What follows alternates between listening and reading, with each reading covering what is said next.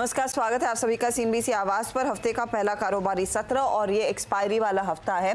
भारतीय बाजारों में ऊपरी लेवल से बिकवाली का दबाव बनता हुआ दिखाई देने लगा है। निफ्टी आपकी स्क्रीन पर 22,123 के लेवल्स पर 90 अंकों की गिरावट इस समय देखने को मिल रही है। साथ ही साथ मिड कैप इंडेक्स ये 316 पॉइंट नीचे, यहाँ पर ज्यादा पेन है आज। मिड कैप्स के साथ साथ निफ्टी बैंक में भी हमने देखा है प्रेशर। 200 अंकों के करेक्शन के साथ निफ्टी बैंक इस समय ट्रेड करता हुआ। गिरने वाले शेयरों की संख्या आज ज्यादा है बढ़ने वालों की तुलना में, तो उससे साफ एक रिफ्लेक्शन है कि कहां पर क्या हो रहा है। बैंकों में तो दबाव है ही, लेकिन साथ ही अगर आप गौर करें आज निफ्टी आईटी का साथ नहीं है इस मार्केट में, इसीलिए इन्फी और टीसीएस टॉप लूजर्स हैं। टॉप लूजर्स में आज दरअसल रिलायंस भी शामिल है और एशियन पेंट जिसमें एक अच्छा खासा करेक्शन शुरू हो चुका है।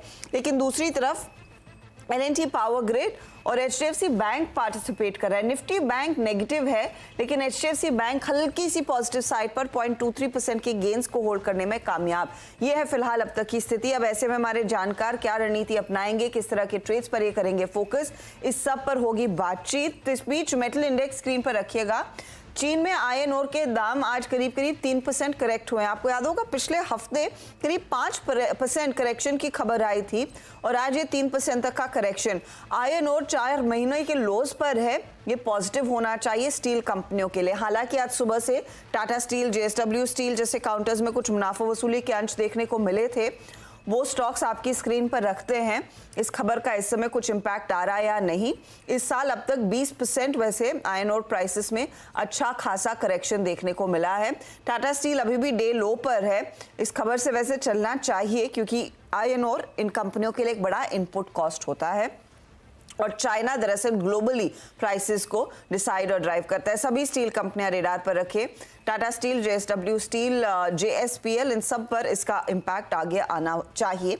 फिलहाल ये स्टॉक्स मुनाफा वसूली की ही गिरफ्त में ट्रेड कर रहे हैं। चलिए हमारे जानकारों से मुलाकात करते हैं। हमारे साथ इस हफ्ते शिल्पा राउत है, प्रभुदास लीलाधर की, पृथ्वी फिनमार्ट के हरीश जुजारे और साथ ही साथ 5paisa.com के रुचित जैन। आप तीनों का ही स्वागत है। रुचित बताइए ट्रेड क्या लेंगे? इंडेक्स एक्सपायरी वाले हफ्ते थोड़े से सॉफ्टर नोट पर कारोबार की शुरुआत कर चुका है। जी, वेरी गुड मॉर्निंग हर्षिता जी। तो आई थिंक इंडेक्स पे तो क्लियर है कि मार्केट्स आई थिंक थोड़ा वॉलेटिलिटी दोनों साइड रहेगा, बट इंपॉर्टेंट सपोर्ट जो है 22,000 का वो अब तक ब्रेक नहीं हुआ और इनकेस 22,000 के लेवल्स ब्रेक होते हैं जहां पे हमने पुट राइटिंग पे देखे तो हम एक सिग्निफिकेंट प्राइस वाइज करेक्शन देखेंगे। अदरवाइज हमें लग रहा है कि टाइम वाइज करेक्टिव फेज में मार्केट्स रहेगा। तो मैं शुरुआत मेरे कॉल्स की बाय साइड के कॉल से करना चाहूंगा और मेरा पहला पिक रहेगा पावर ग्रिड में, जहां पे मैं खरीदारी की सलाह दूंगा। सो आइडियली एक टेक्निकली बुलिश फ्लैग पैटर्न बना है, प्राइस अप मूव, उसके बाद एक अच्छा कंसोलिडेशन फेज और उसके ब्रेकआउट के वर्ज पर है और बाकी टेक्निकल रीडिंग्स भी, मोमेंट आरएसआई रीडिंग्स भी काफी पॉजिटिव है। तो करंट लेवल्स पे पावर ग्रिड में खरीदारी की सलाह रहेगी। 288.50 के आसपास चल रहा है। 280 का स्टॉप लॉस रखे 310 के अराउंड के टारगेट्स के लिए। ओके, तो ये फिलहाल आपका पहला ट्रेड भी आ गया। चले ठीक है, पावर ग्रिड में एक अपॉर्चुनिटी आपने खड़ी की है तेजी की तरफ। टारगेट 310 का है, स्टॉप लॉस 280 का रहेगा। शिल्पा, आपके अप्रोच इस मार्केट में और निफ्टी बैंक खासतौर से क्या इशारा कर रहा है? गुड मॉर्निंग हर्षिता जी। यहाँ पे डेफिनेटली थोड़ा सा वीकनेस है, बट है ना, हमने देखा है कि टाइम एंड अगेन एक 46,500 पे सपोर्ट आता है। अगर ये होल्ड करता है देन डेफिनेटली टुवर्ड्स 47,000 आपको तुरंत मिलेगा। बट ये थोड़ा क्रूशियल है आज क्योंकि थोड़ा डाइसी है, मोर बैंक निफ्टी इज डाइसी, तो यहाँ पे हम थोड़ा कॉशियस रहेंगे। ओके, तो थोड़ा सा आप कॉशियस रहेंगी। ऐसे में फिर ट्रेड आपका आज क्या रहेगा? मंदी की तरफ कुछ आइडेंटिफाई कर रही हैं या फिर तेजी का ही ट्रेड पहला वाला रहेगा? मिक्स बैग है तीन में, लेकिन मैं I also start with buy. यहाँ पे मुझे हिंद पेट्रो अच्छा लग रहा है। हिंद पेट्रो एक टर्न अराउंड दिखा रहा है ऐसा मार्केट में भी। तो यहाँ पे हिंद पेट्रो जो रफली 522.5 पे ट्रेड कर रहा है, आप इसमें पार्टिसिपेट कर सकते हैं। स्टॉप लॉस आप 517 का रखिए। यहाँ पे मुझे लगता है 530 से लेकर 537 के भी लेवल्स आपको आते होंगे। ओके, 530 से 537 तक के लेवल्स देखने को मिलेंगे बाय साइड का ट्रेड। आज हाउएवर ये काउंटर करीब 1% नीचे कारोबार कर रहा है, लेकिन अपॉर्चुनिटी तेजी की है। 517 का आप स्टॉप लॉस जरूर लगाएंगे। हरीश, गुड मॉर्निंग, बताइए आपकी अप्रोच लार्जली इस हफ्ते मार्केट में क्या रहने वाली है, तेजी या मंदी?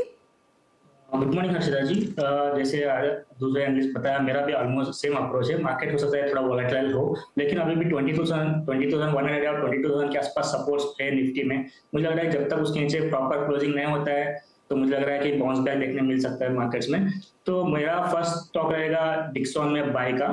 आज ईपीएस स्टॉक्स में थोड़ा ईएमएस स्टॉक्स में बाइंग दिख रही है और मुझे लग रहा है कि डिक्सॉन बाइंग करना चाहिए करंट लेवल्स पे। और मेरा टारगेट रहेगा 7,300 का और स्टॉप लॉस रहेगा 6,025 का। 6,725 6,725 पर का स्टॉप लॉस लगाइए। और डिक्सन में एक बाय साइड का ट्रेड, यहाँ पर एक अपॉर्चुनिटी खरीदारी की। आज खबरों में भी था, अच्छी तेजी बनी, 7,000 के ऊपर ट्रेड कर रहा था, लेकिन 69.51 पर इस समय हाउएवर तेजी करेंगे तो 7,300 आपके लिए टारगेट का काम करेगा। ठीक है, तो ये फिलहाल हो गई हरीश की ट्रेड। शिल्पा, आपने कहा मिक्स्ड बैग है, तो दूसरा ट्रेड क्या रहेगा? दूसरा also I go with a buy. मुझे जीएमआर इंफ्रा यहाँ पे अच्छा लग रहा है। अच्छा एक शॉर्ट कवरिंग कैंडिडेट आज के लिए हो सकता है। तो यहाँ पे 88.5 के अराउंड अभी ट्रेड कर रहा है जीएमआर इंफ्रा। आप यहाँ पे 85 का स्टॉप लॉस रखिए। जो पहला टारगेट रहेगा वो 90 to 93 का रहेगा। इसके ऊपर सस्टेन हो सकता है, तो यहाँ पे आपको 97 के भी लेवल्स आते हुए मिलेंगे। तो जीएमआर इंफ्रा बाय। ओके, तो पहला टारगेट हाउएवर लेकिन 90 to 93 के आसपास, तो जीएमआर इंफ्रा पर एक बाय कॉल आता हुआ। रुचित, आप क्या जोड़ने वाले हैं? दूसरा स्पेस पिक भी पीएसयू स्पेस में से है, वो है पेट्रोनेट में खरीदारी की सलाह। सो आई थिंक यहाँ पे भी रिलेटिवली देखेंगे तो वॉलेटाइल मार्केट्स में थोड़ा स्टेबल स्टॉक है, जहाँ पे रिसेंट प्राइस अपमूव में अच्छे वॉल्यूम्स भी हुए थे। तो यहाँ पे डाउनसाइड काफी लिमिटेड लग रही है। इसके लिए पेट्रोनेट खरीदारी की सलाह रहेगी करंट लेवल्स पे 287.5 के आसपास, 277 के स्टॉप लॉस रख के 308 के अराउंड के टारगेट्स के लिए। ओके, 308 का टारगेट पेट्रोनेट में एक बाय कॉल ट्रेड। हरीश, आपने डिक्सन जोड़ा, दूसरा ट्रेड आपका? हर्षिता जी, मेरा दूसरा ट्रेड सेल साइड रहेगा। मेरा एस्कॉर्ट से सेलिंग के और जिस तरीके से पैटर्न है, एक lower top lower bottom continuous under perform कर रहा है स्टॉक, मुझे लग रहा है करंट लेवल्स पे सेलिंग करनी चाहिए। नीचे 2750 का टारगेट बना रहेगा और स्टॉप लॉस रहेगा 2950। 2950 का स्टॉप लॉस लगाइए, लेकिन 2750 तक ये स्टॉक फिसल सकता है। तो इट्स एविडेंटली एक शॉर्ट साइड का ट्रेड। एस्कॉर्ट्स में बिकवाली करनी चाहिए, 2750 टारगेट रहेगा। एक एक ट्रेड रुचित, शिल्पा और हरीश जोड़ेंगे, उस पर आएंगे। लेकिन ये हफ्ता आईपीओस के लिए काफ़ी इंपॉर्टेंट है। 6 कंपनियां दरअसल अपने पब्लिक इश्यूज लेकर आएंगी। उसमें से एक है प्लैटिनम इंडस्ट्रीज, जिसका आईपीओ कल खुलने वाला है, यानी कि 27 तारीख को। कंपनी पीवीसी स्टेबलाइजर्स बनाती है, सीपीवीसी एडिटिव्स लुब्रिकेंट्स बनाती है। प्राइस बैंड 162 से 171 रुपए प्रति शेयर है। इशू साइज जो है वो करीब करीब 235 करोड़ का है। और डिटेल समझते हैं, हमारे साथ कंपनी के चेयरमैन और मैनेजिंग डायरेक्टर कृष्ण दुष्यंत राणा है। कृष्ण, स्वागत है आपका and congratulations on the IPO. PVC additives, ये प्राइमरीली पीवीसी पाइप से के बिजनेस से जुड़ा हुआ है, लेकिन समझाएंगे प्रोडक्ट क्या है? Sure. शुक्रिया हर्षदा जी for making me come here on this platform. PVC industry it's a very huge, बहुत बड़ी इंडस्ट्री है PVC एंड PVC एप्लीकेशंस जो है, PVC पॉलीमर ये यूज़ होता है PVC पाइप बनाने के लिए, केबल वायर्स, प्रोफाइल। सो PVC से रिलेटेड एनी एप्लीकेशन है वो उसमें यूज़ होता है। वी एज अ कंपनी हम एक स्पेशलिटी केमिकल इंडस्ट्री में है एंड PVC एडिटिव जो हम बनाते हैं वो PVC इंडस्ट्री के लिए बहुत ही इम्पोर्टेंट केमिकल रॉ मटेरियल है। ओके, नाउ PVC करता क्या है, PVC एडिटिव करता क्या है? सो बेसिकली PVC पॉलीमर जो है इट स्टार्ट्स डिग्रेडिंग, मतलब इसका डिग्रेडेशन होता है 60 डिग्री टेम्परेचर पे एंड ये 60 डिग्री टेम्परेचर पे डिग्रेड नहीं होने के लिए और 200 डिग्रीज तक सस्टेन होने के लिए ये PVC एडिटिव यूज होता है। सो हम कंसिडर करते हैं कि हमारा जो एडिटिव है it is a heart of the PVC industry. Okay, right. So it gives stability to the PVC pipe manufacturers, cable wires, profile manufacturers. So and it is a very important ingredient into the manufacturing process. तो it's basically the core raw material जो भी company PVC pipe या cable बनाती है वो इस्तेमाल करेगी। Yes, so we call it as a heart of this PVC industry. Okay. तो ये बताइए यहाँ पर फिर किस तरह की ग्रोथ है, क्योंकि मैं एक रिपोर्ट पढ़ रही थी कि 2030 तक the PVC pipe industry, and I'm only limiting it to pipe, cables is another gambit altogether, is likely to reach nearly $87.2 billion and this is the Indian market. Yes. तो फिर इस एडिटिव का market कितना बढ़ता हुआ दिखाई देगा? How big a component will it be? So PVC industry is growing. अभी PVC इंडस्ट्री में जो ग्रोथ है वो it is growing at almost 8 to 10% year on year. ठीक है. अभी लास्ट 2022 के एस्टिमेटेड फिगर्स थे कि 3.2 मिलियन टन्स PVC कंज्यूम हुआ है इंडिया में. सो आप कंसिडर करो कि 3% to 4% हमारा एडिटिव इसके अंदर जाता है. So maybe we can say 100 to 150,000 tons, little bit more than $500 million is the market in the country. ठीक है. So that is why it's called a niche market. So ये हम $500 million को cater करेंगे. As far as the speciality is concerned is we are making PVC additives which are lead free, more sustainable for the industry. Harshada ji 100 साल से India में एक conventional method से PVC process हो रहा था using a lead based technology. So ये lead based chemicals जो है वो एक्सटेंसिवली अवेलेबल थे इन the country. What we did is we shifted the transition, we shifted the entire industry and we are in fact rather helping the entire industry shift to more sustainable products. और ये lead free category में role play कर रहा है. So 2018 में government का regulation आया था that India has to ban the usage of lead in the manufacturing of PVC pipes. Now PVC pipes in the country is consisting like अभी polymer का consumption 3.2 million tons था. 75% of the polymer PVC is consumed in the pipe sector. जी हाँ. और ये 75% का growth हो रहा है ऑलमोस्ट 8 to 10% CAGR से. So when we consider that if the industry is moving forward we are also moving forward and हम ये 75% को कन्वर्ट कर रहे हैं from lead which is a toxic raw chemical to lead free. So here the transition is very fast. The technology that we are giving is extremely important. इसको break करने के लिए chemistry बहुत important है. So we are a heavily researched R&D company. Okay. तो ये जो आप इशू लेकर आ रहे हैं, you are raising nearly 235 crores. Primary focus क्या है? क्या आप अपनी कैपेसिटी को बढ़ाना चाहते हैं, कुछ लोगों को एग्जिट दे रहे हैं, क्या है? और is it primarily a fresh issue? So it's a complete primary raise and we are ये हम जितने भी पैसे रेज कर रहे हैं ये हमारे इंडिया के प्लांट के एक्सपेंशन में यूज होंगे and we are adding up to the capacities because जो इंडिया का ट्रांजिशन हो रहा है from lead to lead free, we are adding the capacities for the customers in India and we are investing the money in Egypt. So we are starting a new plant in Egypt for manufacturing these additives. Okay. तो इस समय आप India में जो capacity मेरे ख्याल में पालघर में आपकी एक यूनिट है, उसकी मौजूदा कैपेसिटी कितनी है, कितनी बढ़ जाएगी इस इशू के बाद? So 35,000 tons is the current capacity of the plant and this will increase to almost 95,000 to 100,000 tons per annum. By the end of this? By the end of 2000 this year maybe we'll start the commercial production of the new plant by 2025 January. ठीक है. Okay. और ये Egypt की capacity कितनी रहेगी? So Egypt will be around 30,000 tons per annum. और Egypt ही क्यों? I'm sure तो एनवायरनमेंट आपको कुछ ऐसा मिला होगा कि वहां पर आपने सोचा एक फैसिलिटी सेटअप करें. This is a beautiful question which I love answering that as an entrepreneur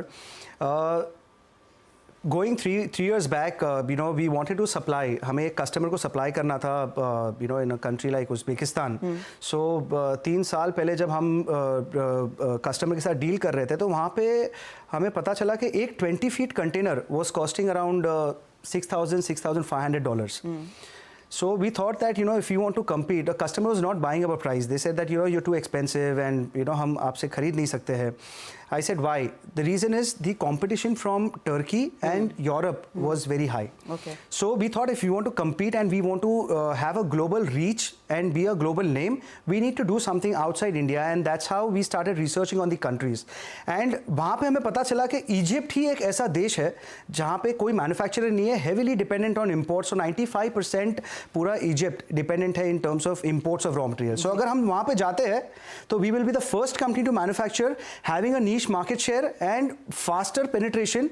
But from Egypt we are thinking of exporting. So Egypt से हम अगर cater करना चाहते हैं उज़्बेकिस्तान के कस्टमर को तो it was costing us around $400 to $500. तो ये जो freight cost का जो difference है that was huge and that's what led us to go to Egypt and have a presence there and that will perhaps be a window to Europe as well. अगर वहाँ there is a window to Europe, Turkey, MENA region, COMESA, and of course Middle Eastern countries. So it's an easy access from there. Okay मैं आपसे एक चीज फटाफट से पूछना चाहूंगी. Of course you will not be able to give us projections on your earnings, लेकिन अब तक आपके रेवेन्यू प्रॉफिटेबिलिटी की क्या सिचुएशन है? हर्षदा जी, अगर हम पैट की बात करें, हमारे जो पैट रिटर्न्स है, last year we had shown somewhere around 16%. This year we will be showing somewhere around 15 to 16% again. But going forward, adding the capacities and for Egypt and India, we will be maintaining the PAT somewhere between 11 to 14%. Okay. And raw material cost, you have all raw materials available यहाँ पे कि आपको बाहर से मंगाने पड़ते? हमें बाहर से कुछ मंगाने पड़ते हैं. So I think around 20% is our import of raw materials, because palm oleo based chemicals is one of our raw materials which we import from Indonesia. Sometimes Indonesia, Malaysia is competitive, sometimes India is competitive, right? So we import from Indonesia, Malaysia some of our raw materials, some from China, some from Europe, right? So 20% is the dependence on the imports of our raw materials. Thank you very much for your time and good luck for your IPO. Thank you so much, ma'am. तो details आपने सुन लिए हैं, अब आप decide कीजिए इस company में पैसे लगाने हैं या नहीं. वो डिटेल्स आपकी स्क्रीन पर आ जाएंगे. कल याद रखिएगा ये इशू खुल रहा है और प्राइस बैंड आपके सामने है. लेंगे एक ब्रेक के बाद लौटेंगे खिलाड़ी नंबर 1 पर. देख रहे हैं खिलाड़ी नंबर 1. हमारे जानकारों ने 2 ट्रेड्स दे दिए हैं, एक ट्रेड आएगा. और हरीश, आपका तीसरा ट्रेड?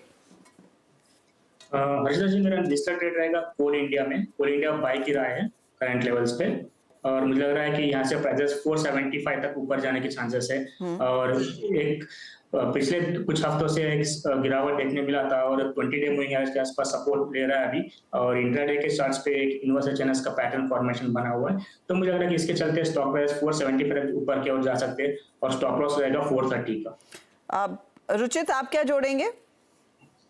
हर्षदा जी, मेरा आईसीआईसीआई लोम्बार्ड पे खरीदारी करने की सलाह रहेगी. सो आइडियली स्टॉक अभी एक कंसोलिडेशन फेज में है, लेकिन ये पूरा कंसोलिडेशन में उसने अपने इंपॉर्टेंट शॉर्ट टर्म के सपोर्ट्स पिछले कुछ दिनों से ब्रेक नहीं किए. सो आई थिंक ये जस्ट टाइम वाइज करेक्शन है with in an up trend, और आई थिंक बहुत ही जल्द फिर से मोमेंटम रिज्यूम हो सकता है. तो करंटली 1652 के आसपास है, यहाँ पे ये स्टॉक को खरीदारी करें. 1600 का स्टॉप लॉस लग के 1750 के टारगेट्स इसमें एक्सपेक्ट करें. फिलहाल 1750 के लिए एक टारगेट यहाँ पर और 1600 का स्टॉप लॉस. शिल्पा का ट्रेड गेल है. अनफॉर्चुनेटली शिल्पा के लिंक में कुछ दिक्कत आ रही है, लेकिन उन्होंने जो डिटेल शेयर की है वो 194 का टारगेट है और स्टॉप लॉस 177 का है.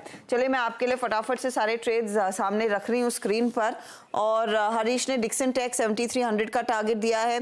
कोल इंडिया 475 का टारगेट है. एस्कॉट्स में सेल कॉल है 2750 के लिए. स्टॉप लॉस भी आप साथ में नोट कीजिएगा.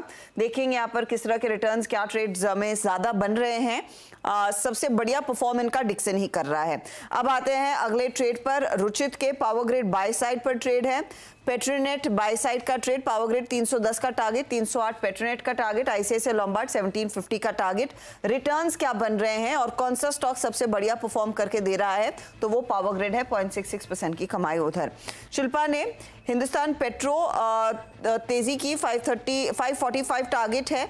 जीएमआर एयरपोर्ट 92 का टारगेट और गेल 194 के टारगेट के लिए तेजी का ट्रेड इन्होंने लिया है.